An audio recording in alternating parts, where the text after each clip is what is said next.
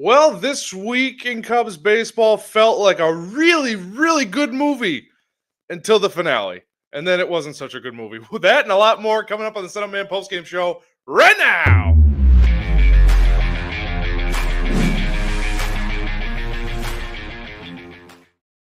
Welcome into another edition of the Setup Man postgame show. I am Alex, aka at AJ Brault on social media, and with me today, making his triumphant return, the Podfather himself, Kyle Stanley, is back. Alex, so wait, I gotta ask you, because it was a bad movie that ended bad. Like, so just pretty much any horror movie, any scary movie, that's pretty much what it was. Like, it was good all the way up until the end. I think this is more like the horror movie at the beginning where everyone was holding hands and like singing Kumbaya, and then all of a sudden, or the teenagers at the camp, and then all of a sudden it's like, oh, hey, Jason's here. But Jason's here. we'll get there in a minute because such a fun week. And even if they lost today, it would have been fine. I got to finish my spiel though first. Make sure if you haven't already, hit that subscribe, hit that like button. If I didn't get that out, I would have totally forgot. But yeah, I mean, literally, like all week, it's like, oh, even if they've won the first two in Milwaukee, it's like if they lose Sunday, whatever. We still won the series. And then the Shota thing happens. Yeah. And I know we're going to get into that more in depth in a little bit. But I want to keep it positive at first, though. We'll get into the negative stuff in about 10 minutes. But Kyle, overall, 4-2 divisional road trip this week. Did this for you cement themselves enough as division favorites this week? Yeah, like you said, let's focus on the positive because this was a statement that was made. And when you go, what was it, 23-29 against the division last year, I think was the number. To come out strong against your division, not only your division, but against Paul Skeens and the division champs from last year, the last few years that have kind of been, as you've said, the big brother of the division, was huge. It was really huge. Would I have loved to go 5-1 on this trip and sweep them? Just like, that would have been like, to me, Dodgers sweep at home, Brewers sweep on the road. The biggest statement of the year is what that could have been. It's just the only thing that I need to just kind of like ask, and I don't want to necessarily focus on it being a negative thing, but I just have to ask, do we get concerned about this team's ability to just like, they come out and they dominate in the first two games, but then it's like that the series finale. It's just like, they're kind of like, meh, it could be nice to win, but suddenly like all the aggression goes away. And I've got a few notes here. Obviously, we all know they suck on Sundays, now 1-5, but record when going for a 3-game sweep is now 1-4. The only team they've actually swept in their 5 chances was the A's. I'm not talking about the Dodgers because that was only a 2-game series, but then the record on series finale games, 4-8, no matter if they're going for a sweep or not. The final game of the series, 4-8. I just kind of get curious. By the way, why is the chat silent? We got 24 people in the room here. Let's get more people in the room. Click that share button, hit the like button. Let's hear what you have to say in the comments. But yeah, raise the roof. Let's go. That's my only question is, at what point do we start to wonder like, this isn't a great sign. Any concerns for you there? This is going to be the most meatball argument I think I've ever made on your airwaves, our airwaves. Are we sure that this team's got the killer instinct? Because you're right. At this point, it might be a concern because guess what? You get to October, you win the first 2, you got to finish. Yeah. Now, granted, they won the series in Milwaukee. They won the series in Pittsburgh. They truthfully, outside of a John Birdie error, probably should have swept in Pittsburgh and maybe still have a 5-1 road trip. Mm-hmm. But I know it's meatbally and I know it's early, but that killer instinct, but which is tough. It's a stupid argument to make because we saw them put up 10 on Friday against Milwaukee. They could have coasted after the Busch Grand Slam and just said, we got it. No worries. But yet they came out, put up 4 more, and okay, it's done. It's over. We'll see you tomorrow. Yeah. So the other question I have for you, because it was against these two teams that at least lately have taken their lunch money, do you think that they went 4-2 this week? Do you think they put enough distance? And I know it's early to have division talk, but put enough distance between them and their competition? So right now, according to the standings, the Reds are in second place. They're 2 games up on the Reds. Brewers are 4 back already. And I know that's a smallish number, but I want to have this conversation because I do feel like maybe there was a missed opportunity today because you really only gained 1 game on them. You could have buried them today. Yeah, I mean, I think it was said well here, right? Progressively independent. Thank you for the comment. I didn't expect them to win, but was hoping for a surprise. Freddie Peralta is really good against the Cubs. The Cubs have been very good against him. Shota is phenomenal. So having a 0-0 game in the 6th inning didn't surprise me, but it's that question of killer instinct to me, mostly on Sundays, like if I'm being honest. Yeah. Something like, is someone on the team just devoutly religious and just like bringing the whole team down and just like, hey, we shouldn't be here, we should be at church? I don't know. And by the way, I'm a Christian, so I'm not downing any religions. I'm just literally wondering, like, what is it about Sundays that these guys just like don't bring that same killer instinct? But I think it's just, honestly, at this point, I think it's just coincidence.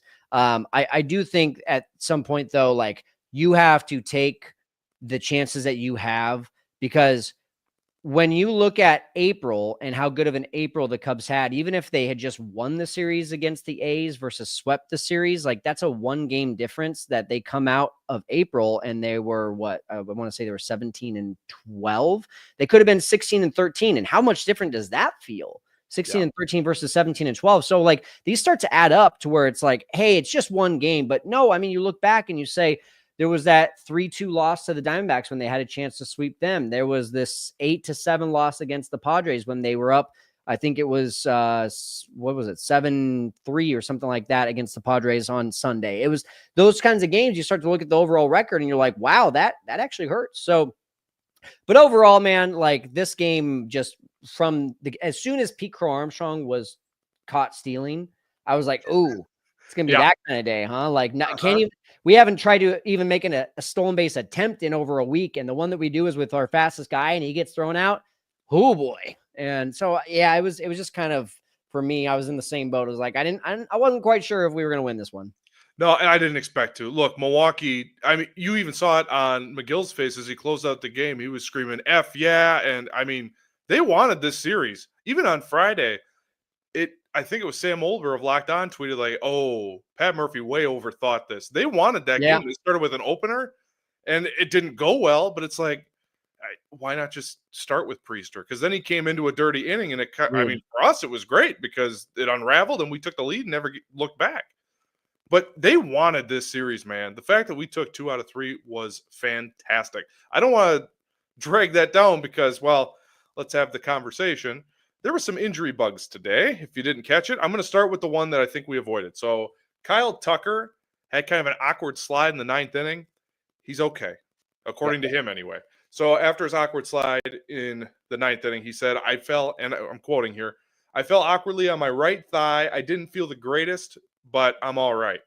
They said, and then he also said they did some treatment after the game, and he said, I'm all right. I'll be in the lineup tomorrow. So even if he's DHing tomorrow, he sounds pretty confident he'll be in the lineup. But as Roger Spielman points out, as everyone here is probably concerned, Shota Imanaga left the start today in the 6th inning, grabbing the back of his left leg. It looks like he's going to miss time, and I'm going to pull up this tweet from David Kaplan here, saying, quote, with Imanaga likely to miss time, Jesse Rogers is hearing the Cubs have options. Chris Flexen is already on the roster. Bullpen days can fill in with 5 off days between now and June 2nd. As for Cade Horton, which is the name that everyone's throwing out and wants to see, including myself, he's only thrown 199 innings in his professional career, and he also pointed out in the tweet underneath this that he hasn't thrown more than 80 pitches in any of his outings. So the Shota Imanaga is the big news. So it's tough because this quote-unquote depth that the Cubs had to start. Well, they've already lost Justin Steele. Yep. They're most likely going to miss Shota Imanaga for a month. And for comparison, at Future Ivy's on X, or Ivy Futures, I said that wrong. Last year, Justin Steele, grade 1 strain, which is the most mild, as he points out, got hurt on March 28th and didn't return until May 6th. And that was about a month. So if Shota's anything worse than that, we could be looking at even longer than a month. So basically, they have to navigate the month of May. Options being Chris Flexen, who last pitched on Friday, went 3 innings, only gave up a hit, 4 Ks and 2 walks, also earned the save, which I found to be odd, but that's just one of those stat oddities. Cade Horton, who actually pitched today, 6 innings, only gave up a 1 earned run, 1 walk, 5 Ks, 2 hits allowed. His season ERA is now at 1.24. The other option, and it's not even really an option, Jordan Wicks, who is having a bit of a rough 2025 campaign. Yeah. Last pitched on Friday, 2 2/3 innings pitched, gave up 9 hits, 7 earned, and 2 of which were home runs. So, out of those 3 options, Kyle, what say you? Well, I mean, the first thing I'd like to address that you mentioned is just the expectation of him being out. And I mean, first of all, this is not cramps. Like, all you have to do is use your eyes to know that. And all you have to do is listen to what JD's response is, who is a former Major League Baseball pitcher and knows what a good coming off the field versus a bad coming off the field looks like. And he must have said like, oh, that's not good multiple times in the broadcast. So to think he's not going to land on the IL, your head's kind of in the clouds right now. And I'm not trying to be a jerk. I'm just trying to like get you guys to buy into what we're about to talk about, which is the replacements, because there's going to need to be at least a replacement for 1 or 2 starts. And I think that's going to be best case scenario. The second thing is I'm a little confused based on the post game. Shota said, based on his translator, Edwin, that the difference was that in Pittsburgh, it felt like a hamstring, where this one felt like front of the thigh. I'm wondering if that's actually the case, because to your point, he was grabbing the back of his left. And I'm wondering if there was a translation error there, because it didn't look like back, where in Pittsburgh, it did kind of look like he was grabbing the front. So I wonder if he just switched things up there, if he meant to say in Pittsburgh it was the front, but this one was the back, but got it mixed up. Because it does look like it was, based on how he pulled up, it looked like a hamstring. It looked like it was the back of the leg. So if that is the case, I kind of land this somewhere between the Justin Steele hamstring issue that happened last year, where we were like, okay, immediately we knew that's bad, that's bad, that's bad.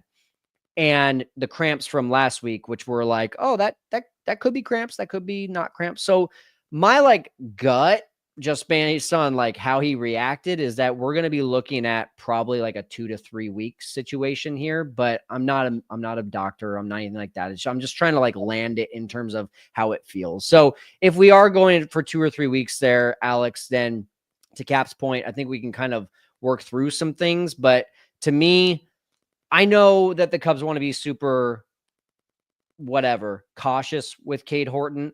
But I mean, he's passing all the tests, man. Like he's doing the dang thing. The last 2 times out, 6 innings, 1 run. I think he only walked 1 guy in each of the last 2. And earlier in the season, that was the issue, was the control. He's only pitched a total of however many innings it is professionally. You don't know how many innings you're going to get out of him this year. Get him while the momentum is on his side. He has to be feeling really good about his stuff right now. I can't imagine him going to the dugout and being like, yeah, I need 1 more start. Oh, I need 3 more starts. I think he's like, just get me up there already. I am ready. And I think like mentally, that's a great place for this guy to be, including the fact that he's already gone through a lot of struggles. It's not like this guy's Mark Pryor and came up through the Cubs minor league system and is just like shoving every single time. He's had some times where he gets knocked around. He's had the injuries. Like he's gone through the adversity. I just think why not? why not bring him up right now and go for it? I think there's a lot more reasons that we should than there is that we should not. And that's where I stand. I agree with you, but I'm going to play a quick 30-second clip from manager Craig Counsell today that asked him about the injury. And at the very end, pay very close attention because I want to make sure that you pay attention to the wording. They mentioned Cade Horton as a potential replacement. Just listen to what Counsell has to say. We'll probably do some imaging to see what's going on. He's never had any lower body, muscle strains, so he's a little unsure of what the feeling means. But he felt something for sure. So we'll just get it checked out tomorrow and go from there. Safe to assume it's an ILC? We're gonna figure out tomorrow more. Try to get more information tomorrow before we make that decision. If it is, would Cade Horton be an option? Not even close to there yet. So the only reason I want to mention that when he says not even close to that, I want to get your interpretation because I read that one of two ways. One, no, as in he's not close. We're not even discussing it. Or is it we're not close to making a decision? Yeah, it's the latter. It's not the former. Yeah, it's 100% the latter. I get where you're coming from on the wording there, but no, he's talking about we haven't even had that internal discussion. I'm not going to talk about it until we talk about it with our pitching coaches and front office. That's what he's saying there. Yeah, and that's what I figured, but it was curious how quick he jumped to be like, oh, well, don't worry about it yet. Truthfully, I want to see Cade, but I do think Chris Flexen probably gets first chops at this. I think so. He went 3 really strong innings, granted in mop-up duty when the game was out of hand and over with anyway, but he went 3 strong innings on Friday. I don't think that's nothing. He was pitching really well as a starter in Iowa. As much as I want to see Cade, and there's articles coming out from the Des Moines Register. I did not pay to get behind the paywall, but he's working on adding another pitch and he's refining his stuff. That's all good. I still think by the end of the month, maybe June, he's up here in some capacity. But for the time being, especially not knowing, if this is a 2-month thing, then yes, I think you let Cade go and let's rock. If it's going to be more of a month, yeah, just let Flexen take 3 starts and call her a day. But yeah, I think those are the only 2 options right now, unless I'm missing somebody. Yeah, I mean, I think the one thing I have kept my eye on is Keegan Thompson's making starts, and he's doing really well. But he's not on the 40-man, I don't believe. And for that reason, I think that's going to be a bigger decision to be made. Cade is also not on the 40-man to my best knowledge as well. So that still is a big decision there. But I mean, let's just play the Kaplan game there, which is the off days. I mean, having the schedule up here, when you're looking at this, okay, so Shota just pitched on the 4th. So you got the 5th, 6th, and 7th, the 8th, and then that means that potentially you don't have to even make a decision about this. You just have, and assuming that Ben Brown is still in the starting rotation, which he passed all the colors and all the tests on the other day, you don't really have a decision to make until probably the 13th, May the 13th, which would be the Miami series. So if they do go with that and they don't keep these guys on a 5-man rotation, they just keep them on 4 or 5 days rest, then you go through that Mets series and you're fine. So the Miami series, I'm okay with whatever ends up being chosen for that because the Marlins are just not that great. And I don't want to really test Chris Flexen or Cade Horton against the Mets. I'd much rather do that against the Marlins and give them a little bit of an ease into things. Now, Chris Flexen looked pretty good the other day with the 3 innings, but I mean, at that point it was a non-game basically. So I just think that if you are going to do this, just don't do it against the Mets, do it against the Marlins. That would be my only thing. That's such a great point. Do you really want Cade Horton's first 3 batters to face in his major league career to be Francisco Lindor, Juan Soto, and Pete Alonso? No, Talk about getting thrown in the deep end. And if you do, then maybe you have an opener just so he comes in and sees the middle of the lineup afterward, not the top. Truthfully, and I mean, because the Mets are off to a great start, I would feel much more comfortable, and he obviously would feel much more comfortable against Miami. And even if they stretch it to the following week when they're in Miami, that would be a lot of pressure off because I got flashes in my head as I was thinking about this. Do we all remember the Caleb Killian experience? Kind of build the same thing. Do we remember? And started at home and just totally imploded. Yeah. Yeah, I mean, he was like perfect through the first 3 innings, wasn't he? Yeah, against the Cardinals. I think it was Yeah. like Saturday Night Baseball on Fox. It was a national spotlight, and it was So rolling. I It's like, oh, we got a guy here, and then he never got back to that level. It was over after that. Yeah. I think the only thing I want to say is like let's not start playing too much of the what do we do long-term game, because Shota could be a 10-day IL, and that's not a huge deal. And by that point, you're kind of like, okay, you get one spot start from Chris Flexen against the Marlins, and then you don't even have to worry about it because Shota's going to be back. But if it does come back worse, I think that's where Jed is going to look at this thing and say, okay, we don't have Assad, we don't have Steele, we don't have Shota. There's not a ton on the trade market. But at some point, we have to get so aggressive because we have guys going down like flies, and we don't want to see a May and June slide like we did the last couple of years. And we have to put the plug in the leaky barrel right now. And I don't think Keegan Thompson's the guy. I don't think Jordan Wicks is the guy. I think Chris Flexen might be able to make a spot start every once in a while. And now we look at him as the way that we were kind of looking at Colin Ray when we started the season. Thank goodness, my God, for Colin Ray. What would this team look like right now if you didn't have Colin Ray? You'd be looking for Jamison Tyone to be your ace for at least a couple weeks here, and you would just be like, oh man, how does that feel? Now he's been pretty good. I don't want to diminish anything that Jamison's done, but Boyd has been a little bit worse the last couple times out than he was to start. Colin Ray, and meanwhile, Jamison Tyone has been really good the last couple times out.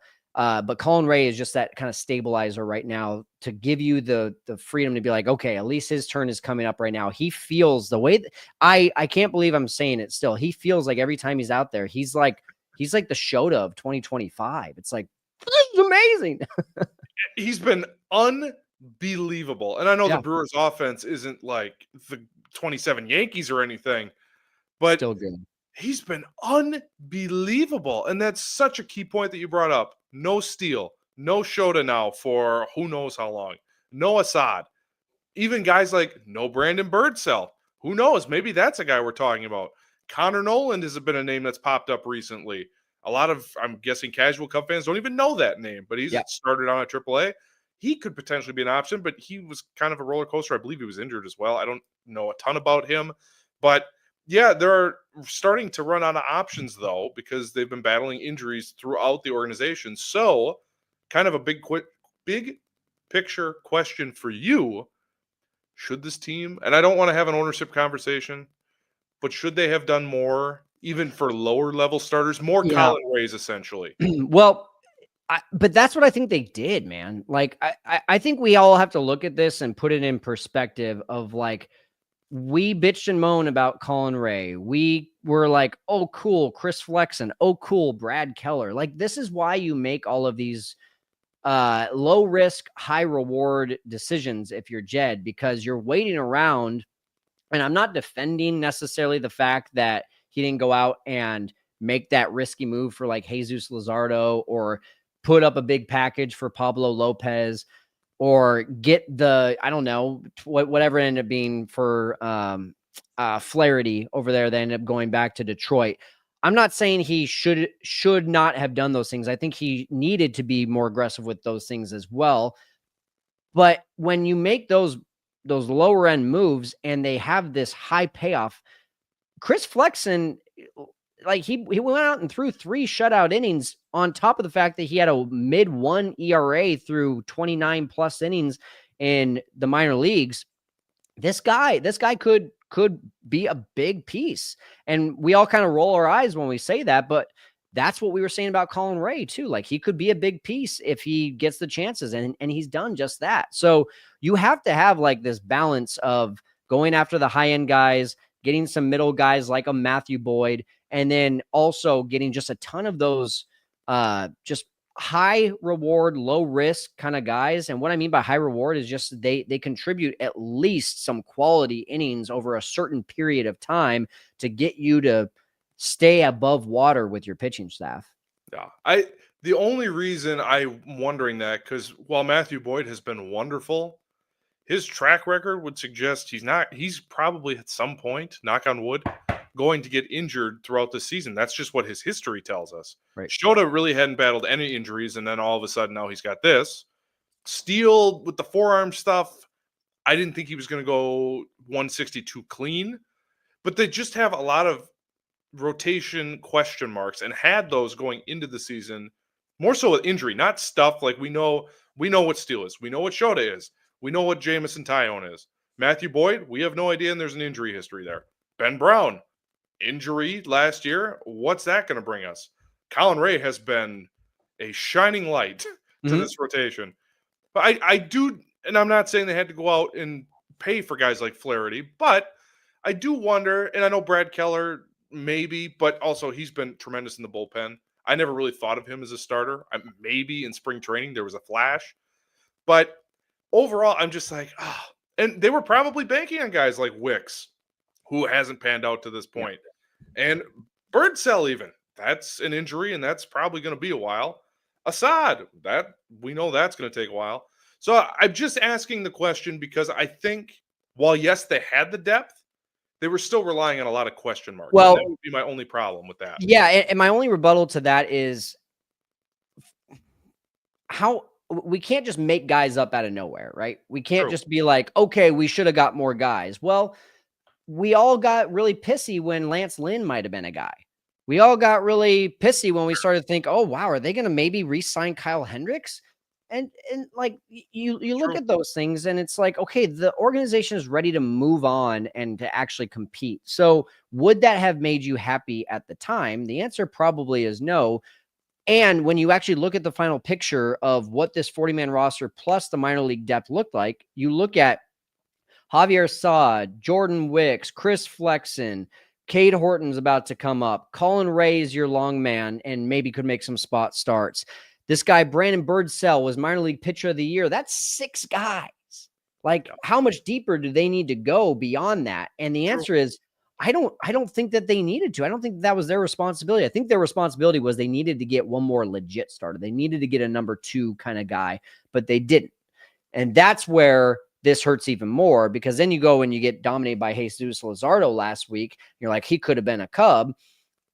We won't know anything more on that in terms of if that was a good move or not based on his injury report for the rest of the season. But that's where I think we can maybe be a little bit more judgmental to the front office rather than should we have got more of these low-end guys. Either way, we have no idea how long Shota's out, so I think that's about all we need to talk about the what-if game, right? Oh, for sure. And actually, we're running up against the clock, so that'll be it. And if we hear anything on Shota, make sure you follow us on socials. One of us will have it on their socials if we hear anything else. But onward and upward. Tomorrow, the San Francisco Giants come into Wrigley. They have a record of 22-13. Cubs dropped to 21-14 today. It'll be Matthew Boyd on the hill against Landon Roop for the Giants. Haven't heard that name?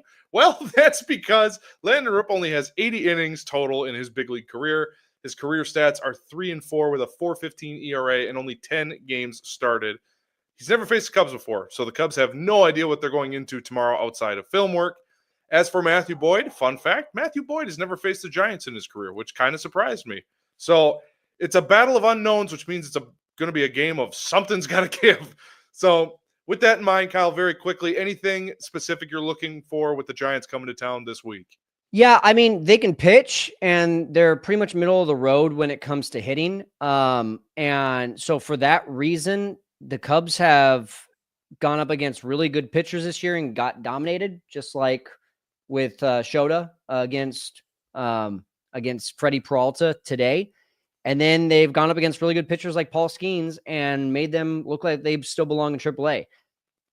On the other end, because the Giants are a little bit lower on the totem pole from a hitting perspective, I do expect the Cubs pitching staff to keep the Cubs in games. And for that reason, the offense should be able to show. I just want to get a win out of this series. I don't want it to be missed. We are thrilled with a 4-2 road series against the Central.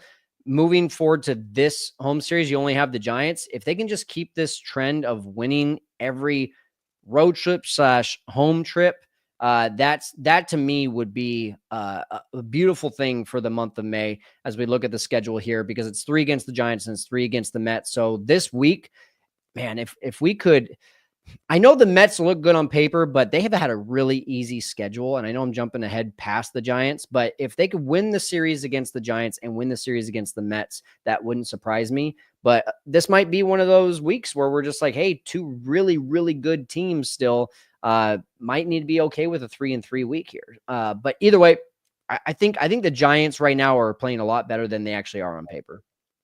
Yeah, and I know Adames is starting to break out of his slump, and I know that's a guy who's given the Cubs trouble over the years. But before we go, I'm really excited about your breakdown tomorrow. I want to have you plug your upcoming breakdown because I think it is a fantastic idea. So 20 seconds, give the people what's coming in the next 24 hours. Can the 2025 Cubs beat the world champ 2016 Cubs? I'm going to just leave it at that. That feels blasphemous almost because that's the team. And, man. The origin of all of this is this offense is amazing. And so you and I almost talked about that until the Shota thing happened. And so I started doing some digging and I was like, you know what? Let's take this a step further. Let's see how these teams would do in a small 3-game set. So that's what we're going to do. In the next 24 hours, I'll release and I'm working on it. And you know how you find that Setup Man Nation? You find that by hitting that subscribe button. Hit subscribe, hit like, share this with your friends. That is going to be an absolute banger of a breakdown. So I am looking forward to that. But that'll do it for us tonight. For Kyle, I'm Alex. Wonderful week of Cubs baseball outside of the end. But that'll do it for us. We will see you tomorrow night. Cubs Giants will be live after the game. But for now, Kyle and I are going to go put our arms on ice.